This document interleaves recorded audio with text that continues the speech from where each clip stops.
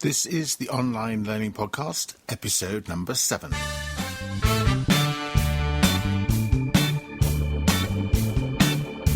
Are you making the most of the person you can be?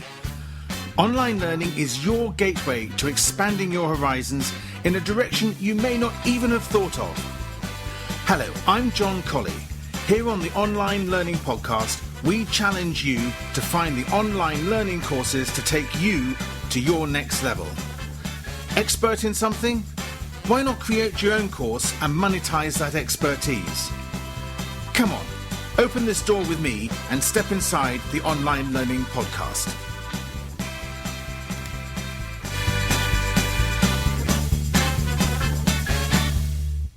Hello and welcome to this edition of the Online Learning Podcast. My name is John Colley and I'm delighted to have you with me today.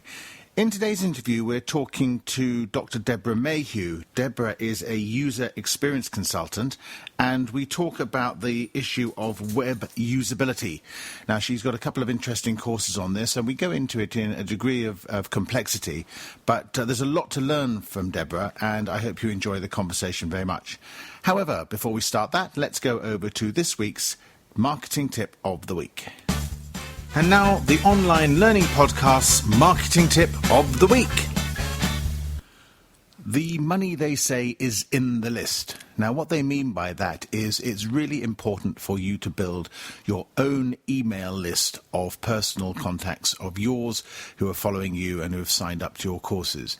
The way to do this is to sign up with an email service such as Aweber or MailChimp, and in fact I think for the first 1,000 or 2,000 users MailChimp is even free, and then to create a form which you put on your website, and people, I'm sure you've seen them, people come along there and put their name and their email address, and then the email service does the rest. To get them to do that, you may offer them a free ebook or a PDF or a checklist or something to give them a little incentive in return for giving you their email address. But it is important that you try to build your own list so that you can then market and interact with your audience on a personal basis, on your terms, and when you want to do so. So that's this week's marketing tip of the week. It's a really important one. Build your own email list, get an email sign-up form onto your website or blog, and start doing that today. You cannot start doing it too early. So that's it, and I'll put a link to Aweber, which will be an affiliate link, but I'll put a link to Aweber in the show notes, and I'll also put a link to MailChimp so you can find that one as well. That won't be an affiliate link. So I hope that's helpful. Build your list. This week's marketing tip of the week.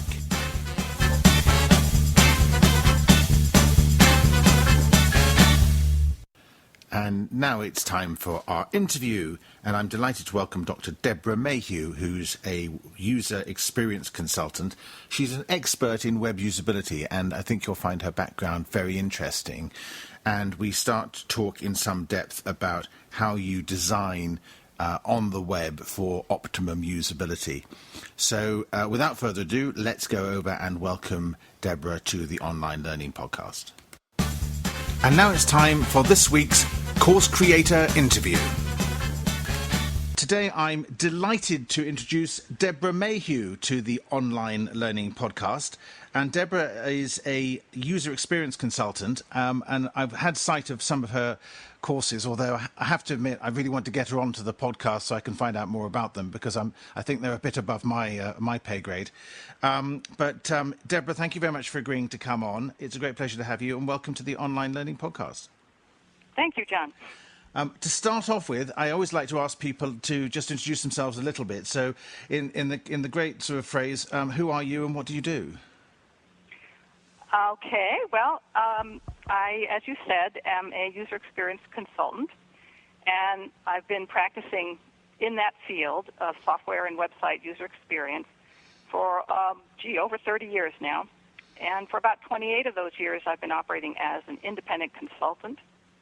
And my background is actually in cognitive psychology. I have a PhD in that field, and just in case there are people out there who aren't certain what that is. It includes me. Cognitive psychology, yeah, okay. Cognitive psychology is the study of how the mind works as an information processing system. Okay. So it's not about sitting people down on a couch and asking what their problems are. It's a matter of studying how the mind works. And so that would include things like how does human memory work? How do we learn? Mm-hmm. How do we perceive, solve problems, make decisions, these kinds of things. Okay, yeah.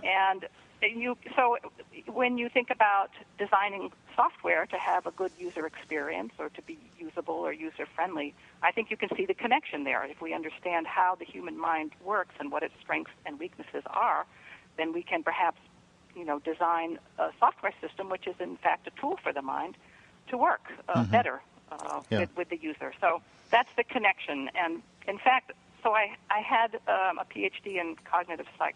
This is maybe back in the early 80s. But I also had some work background in software development. So I actually was a programmer for some number of years. Mm-hmm. Actually, it was at the same time I was finishing my PhD. And just serendipitously, that dual background turned out to be the perfect background when my field, which back then was called software usability, user experience is a relatively new term, when that field was just emerging, when it was brand new back in the early 80s, I had kind of the perfect dual background to enter into it. Mm-hmm. And when I started in my career, I held a couple of corporate jobs, which didn't work out all that well for me. I wasn't really a big corporation kind of person. Mm-hmm. Then I went back to academia and taught in a computer science department in a university for a couple of years. That didn't work out so well either, so I did what the only thing left to do, which was become an independent consultant. Mm-hmm. That was back in 1986.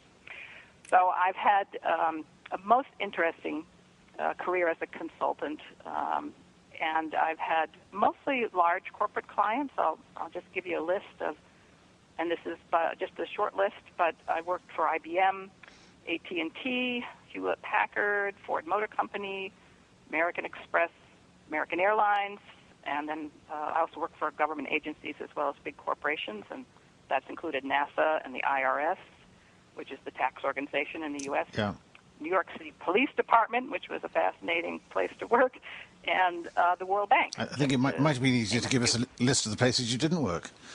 Yeah.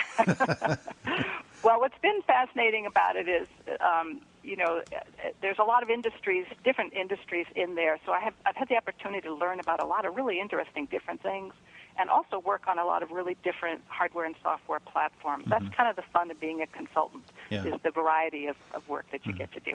So how did you move from that into course creation? I mean, obviously you were teaching some of your usability expertise and when you went and did consulting assignments, but how did that move from that into course creation and then onto online course creation? Yeah, that's so interesting because I can remember thinking about how to package my live training courses into some kind of product. I can remember thinking about that 20, 25 years ago, but it wasn't really doable back then. So for most of my career, I did, live teaching. I did a little bit in the university setting, as I said, but mostly my teaching experience, which I've been doing as long as I've been consulting, has been in professional classrooms, so in-house in corporations or at professional conferences and tutorial programs and that kind of thing. And as well as teaching and consulting, I've also published a fair amount. Okay. And if you think about what a book is, so I'm a consultant who's published books, and what that really is sort of an attempt to take a service, which is my consulting, and turn it into a product, which is a book. Yeah. So having taught live for a long time, and again, that's a service, I've been thinking, as I said, for a long time about how to turn that into a product. But the barriers to doing that, up until very recently, were huge, especially for just a small operation like myself. So if you think about back in the days of VCR tapes, videotapes, yes. What it would take to produce one of those, to market it through snail mail, to distribute it through snail mail. There were just huge barriers there. But about 4 years ago, I could see the Internet and also the tools for video production starting to sort of make it feasible for someone like me to think about delivering video courses online.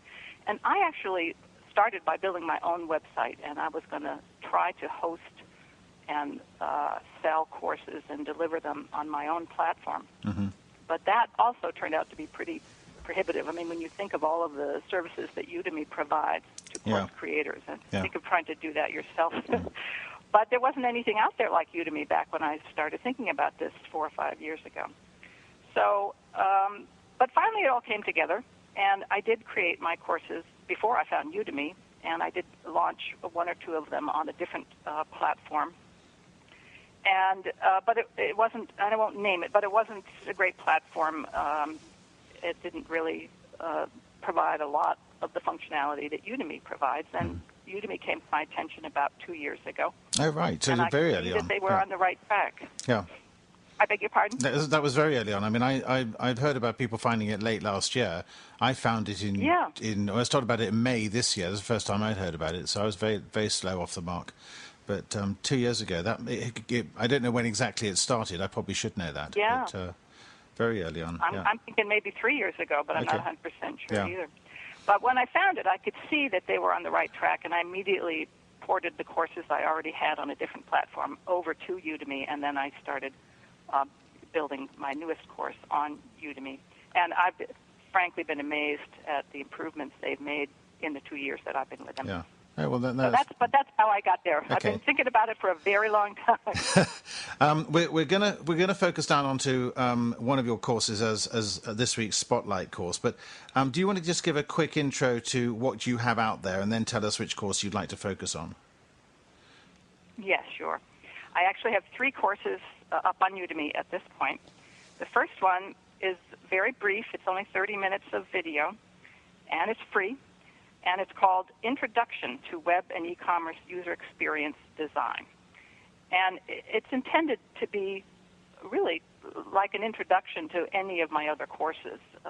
And I thought it made sense to put it out there once rather than at the beginning of every course I might produce, and make it free so that people could have an opportunity not only to learn the introductory material, but to see what it might be like to take one of my courses.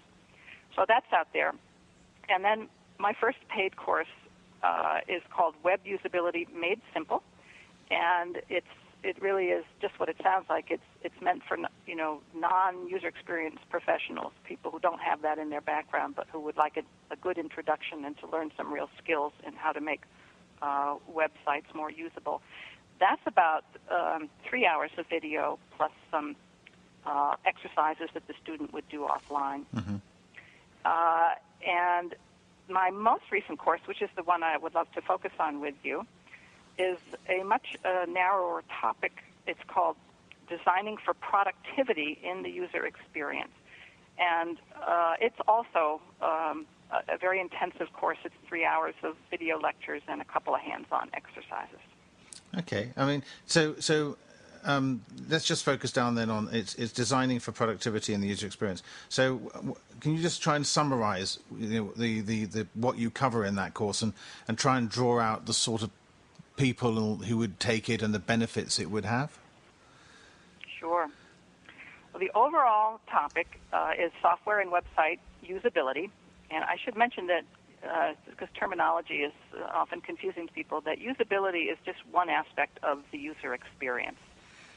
So we're narrowing down from the whole field of user experience to one piece of that, which is usability.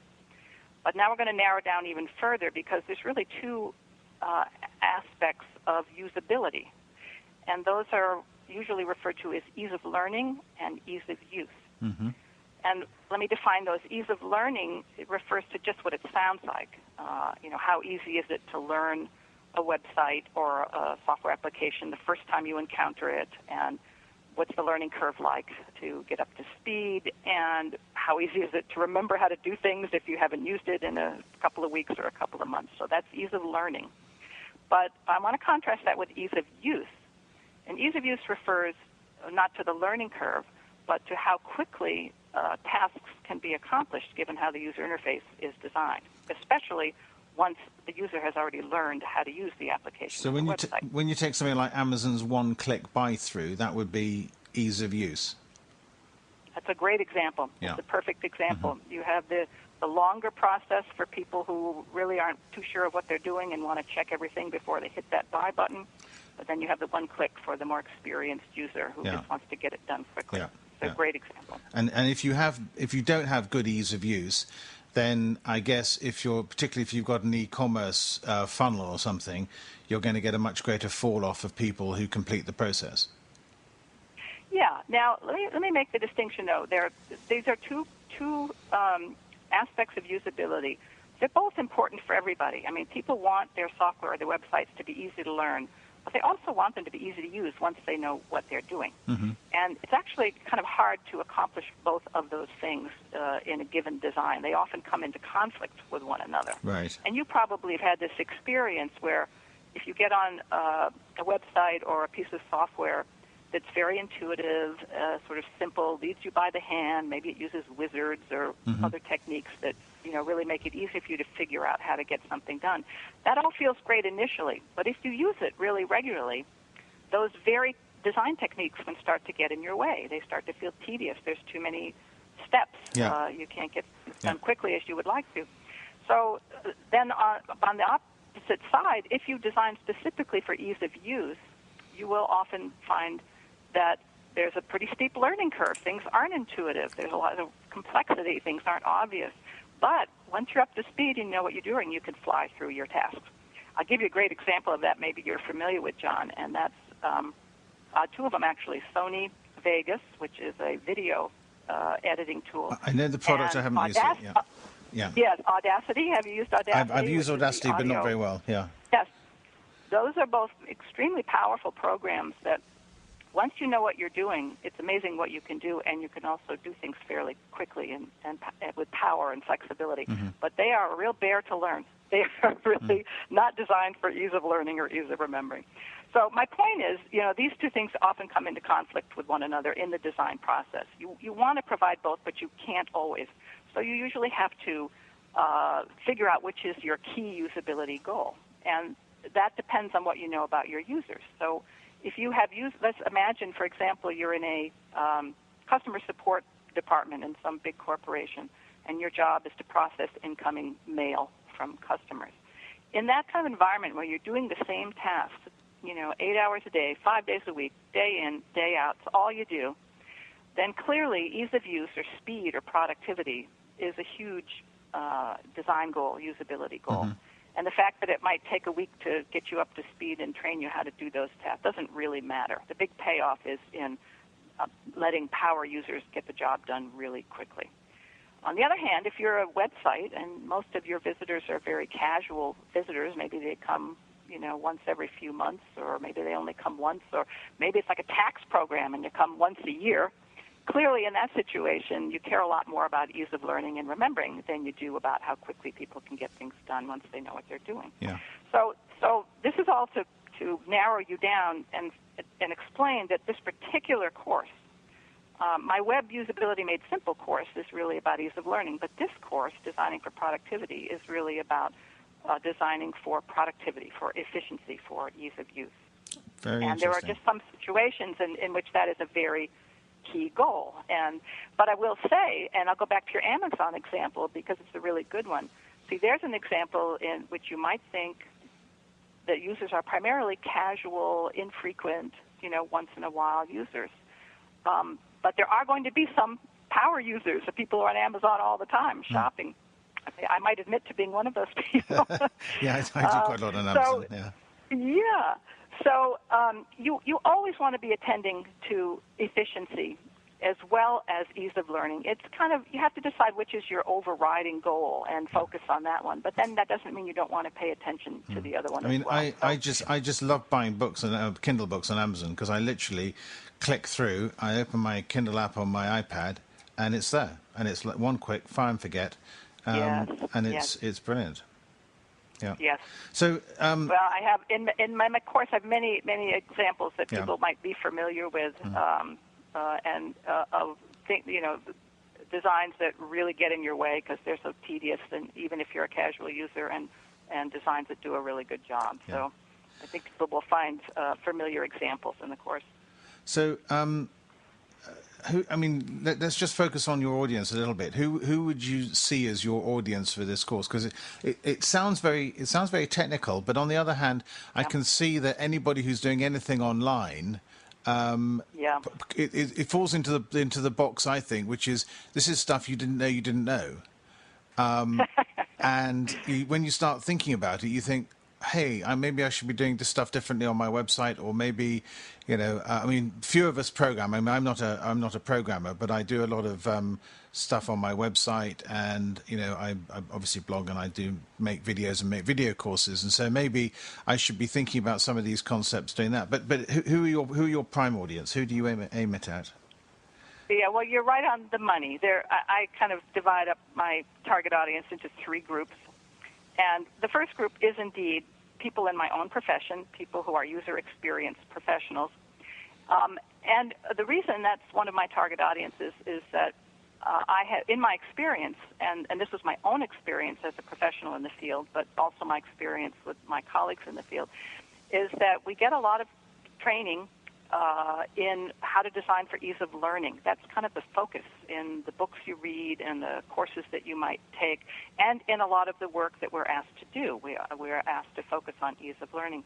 But a lot of us have, don't ever encounter or don't encounter until quite some time into their career the need to focus on ease of use. So my idea is that there would be people out there in my own profession for whom this might be a kind of a missing tool in their toolkit of user experience skills. So that's definitely one of my audiences.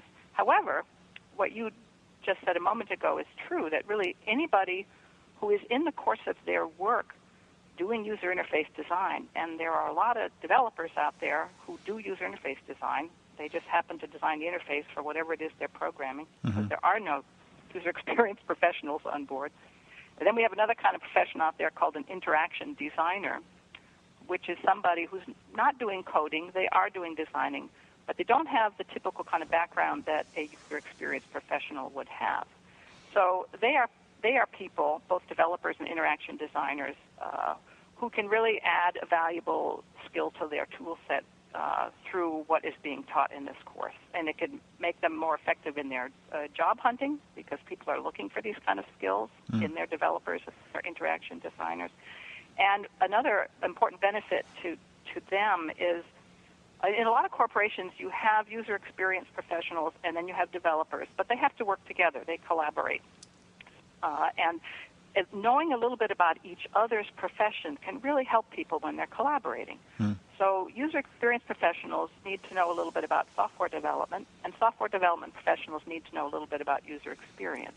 And then they can work more effectively as team members. So that's my second audience, is really anybody, as you said, who touches on user interface design in the software development or web development environment. Can you take your course out of the sort of the technical arena and say, I mean, if I think, I do a lot of presentations to companies and to management teams, and it's very important to me to get the technical details right and make sure I tick all the boxes and actually.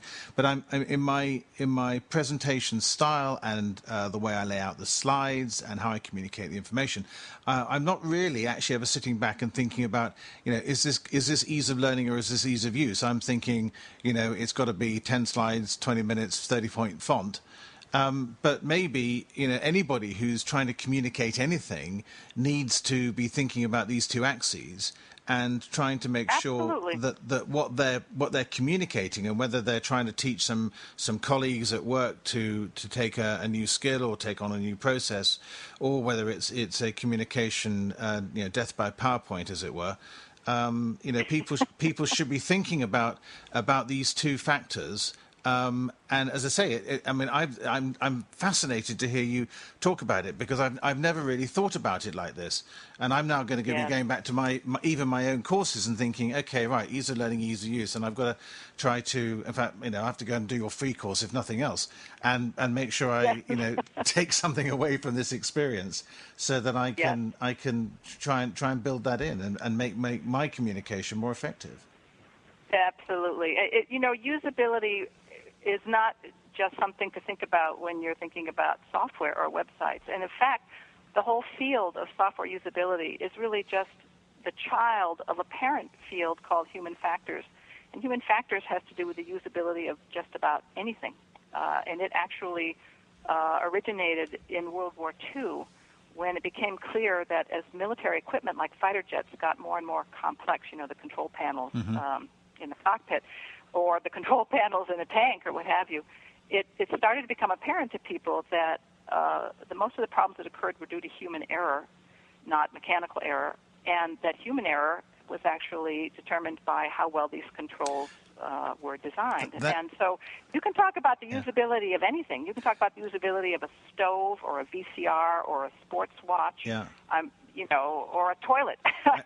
I love your tank example because I was in the Royal Tank Regiment in the 1980s, and we had a tank called Chieftain, and then we had Challenger, and we thought our systems for our gun control mechanism was so advanced and it was going to be really clever, but it had about 12 steps to it. And you guys in America came up with the M1 Abrams, and we were in NATO, we were all on the same side, so we got shown the Abrams. And you literally had a one-button push. You acquire the target, lay the crosshairs on, push the button, the tank did the rest. And when we came up against the Abrams in tank gunnery competitions, you walked the floor with us. Because we were so busy going through these 12 steps, then there was more error crept in. It took a lot more time. Whereas your gunner would sit behind the thing, the commander would lay on the crosshairs and give the fire order, and all the gunner had to do was take over the process and hit the button, and then the tank just took over. Okay, the gun had to be loaded, and that was the gun loader's job. But ease of use. Well, hey. John, that is a perfect example because. You just described a situation in which you knew that the users of this equipment were going to be highly trained before they ever got in this tank, right? So when you know, and it's important that people are going to be highly trained, then ease of use is indeed your primary usability goal. And that's just a beautiful example. It's like the one on Amazon. So. But, I've mostly worked in software and websites, but I've also been hired to design forms, fill-in forms, which you probably think of a lot of examples of fill-in forms where you got halfway through filling it out and realized you were filling in the wrong field. Yeah, I've done that. And I have designed bills, like telephone bills, so people could understand what they were being asked to pay and why, and weren't calling all the time to ask questions. So, it's potentially a very broad field. Everything that humans have to interact with in some way has a usability issue. But this just happened to be focusing on usability of software and web tools. And in this course, we're very specifically focusing on ease of use as opposed to ease of learning. Understood. Before we move on to the talking about how people can find the course, and I'm hoping I can twist your arm for some sort of discount offer. I do like to ask course creators to share their experience with other course creators who are listening into the podcast, and ask you for at least a tip that you might give other course creators based on your own experience. Sure. I think I'll go for a very high-level and broad recommendation, which is to recommend Udemy.com in particular as a delivery platform. As I said, when I started out, there were no platforms, and then I did find one, but it wasn't that great. And as we have discussed, I've been on Udemy for a couple of years now, and I've been really happy with it. And in particular, I think one of the things I really recommend about Udemy is that they provide a lot of resources and tools for their instructors. There's a huge amount of support there for people, especially people who are just building their first course, but also for more experienced course creators. And one of the things they've done is create a couple of Facebook groups so that instructors can communicate with each other and share information. One of these is called Udemy Studio, and I can't really remember, John, but I have a feeling that's where I probably first encountered you. Very possibly, yeah, because you're really generous with your time and your comments on the studio, helping out people who are creating their first course. Oh, well, thank you. I did that because I had such a good experience getting help from people when I first got on there. So it's, what goes around comes around. Yeah. But what we do in the studio, and anybody who's out there who's thinking about perhaps doing their first course on Udemy should really get into this particular Facebook group that they provide, which is open to anybody, when they're first starting to think about producing a course. Because what we do is we give each other tips on things like what equipment to use, cameras, studio lighting, microphones, and audio and video editing software tools. We all trade information on what's worked for us and what we like. We also post little sample videos when we're first getting going to get feedback on them. So it's like a little test lab.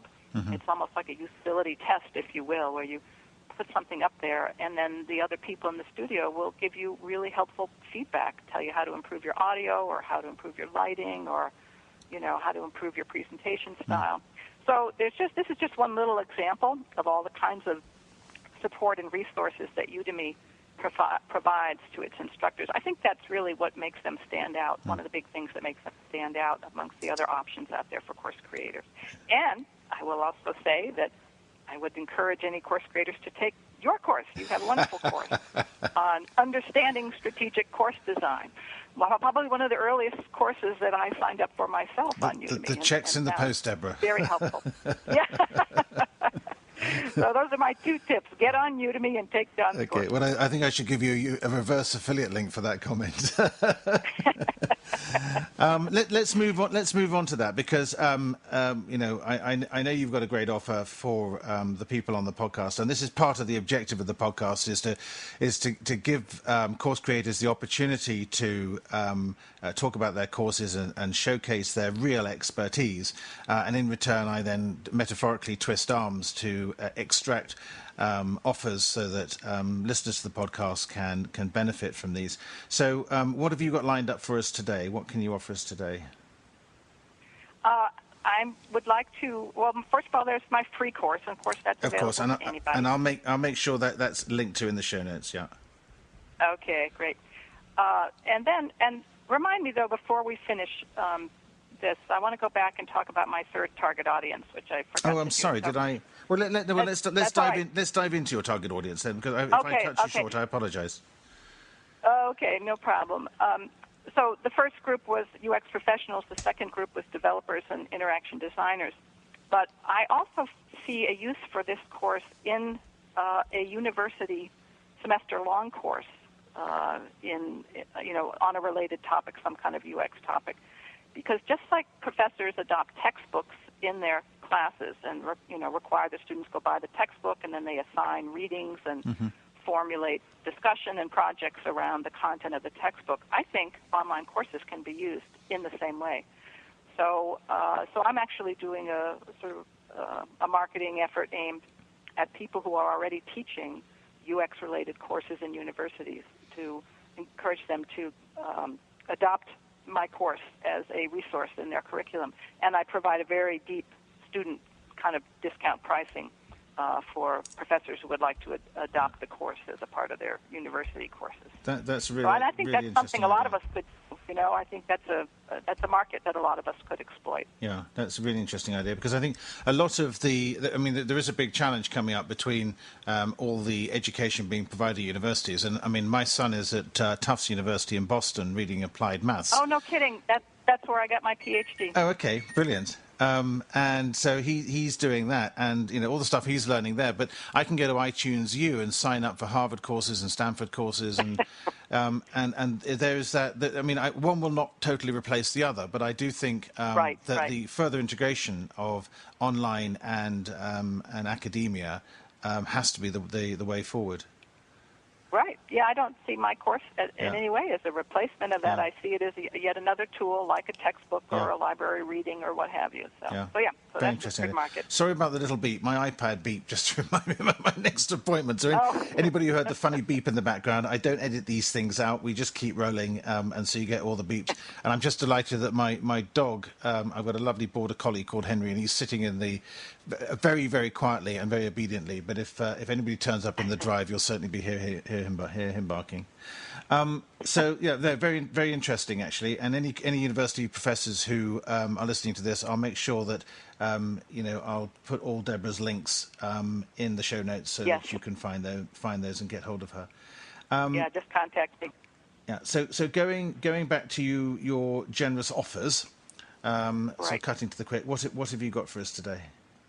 Okay, so there's the free course, and then there is the course called Web Usability Made Simple, which is list priced at $199. But I do run a sale on that once a month through Udemy, where I discount it very deeply to $25. Wow! And so I would like to offer that same price to your listeners through a coupon that you provide them with.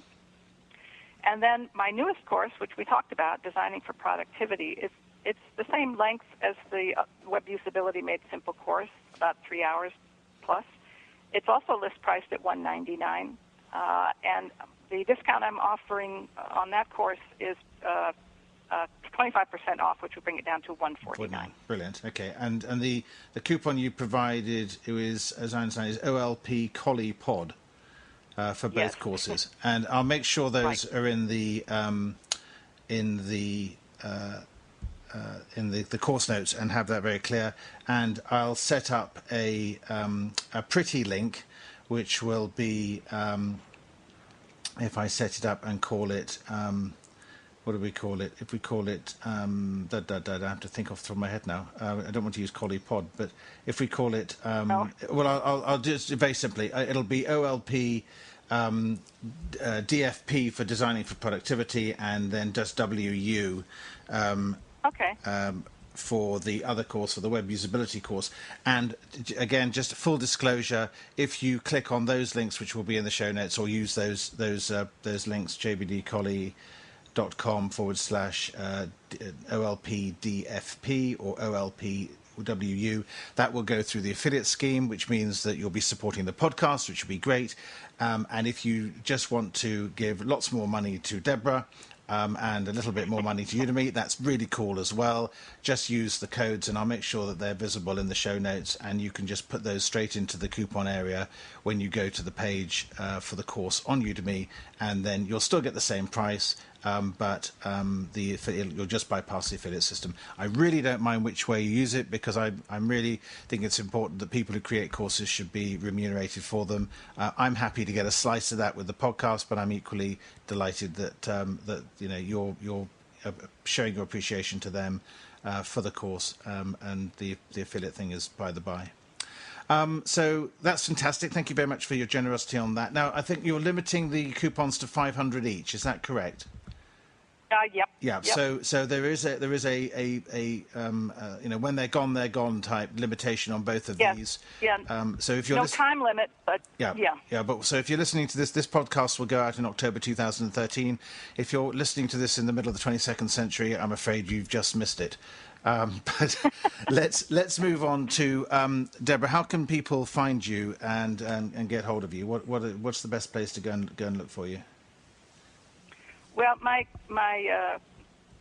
consulting company website is one good place to find information all about me. And would you like me to spell out that URL? Yes, it's always helpful, because people don't always have, they'll make a note of it. They will find the links on the show notes, but if you just explain to the people where they can find you, that does help. Sure. Okay, so that's the usual HTTP:// and then it's Dr. Deb, DRDEB, .vineyard, VINEYARD.net. Great. So that's my primary business website. My email address is Dr. Deb, again, DRDEB, at vineyard.net, VINEYARD.net. So those are the two primary ones. And if you go to my main website, you will also find a link to another website I have, which is an organization called the Online User Experience Institute. Mm-hmm. And that is where I've been setting up my courses, and also courses of other people teaching in the UX field and providing them online. But you can get to that one from the main one. Okay. So maybe that's great. We'll just keep on the Vineyard.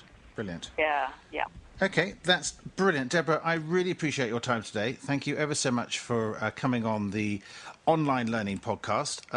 wow, I've learned some stuff today, and I'm going to have to go away and really think hard about these two ease of use and ease of learning axes, which I've really not thought about before. Thank you ever so much; it's much appreciated. And obviously, we look forward to hopefully be in touch with you. And I'm sure we'll swap notes on Facebook. But for the time being, thank you ever so much for being part of the podcast today. Oh, I really appreciate your asking me. I've enjoyed it very much. Thanks a lot, John.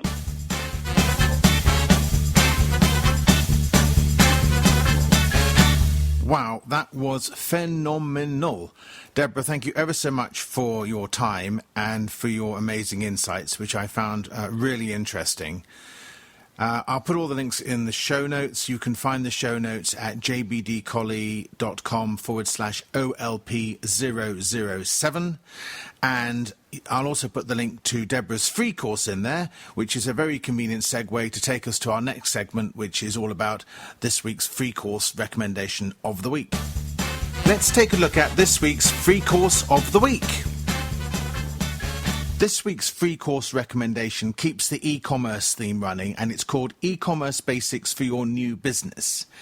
It's authored by Mrs. Lacey Powers, who is a senior course educator at Homebase Learning. Now, the course introduces you to the concept of e-commerce as it can be practiced in an online store, and it gives you several recommended tasks to consider before venturing into the whole e-commerce subject. It's been very popular. It's got 1,390 students. The course has got 9 lectures, and with 36 minutes of content, it's sort of short enough and compact enough that you can really get your teeth into it. I think it's an excellent starter for e-commerce, and if you are new to the subject, then hopefully you'll find this as a very helpful recommendation. So that's it, E-Commerce Basics for Your New Business by Mrs. Lacey Powers.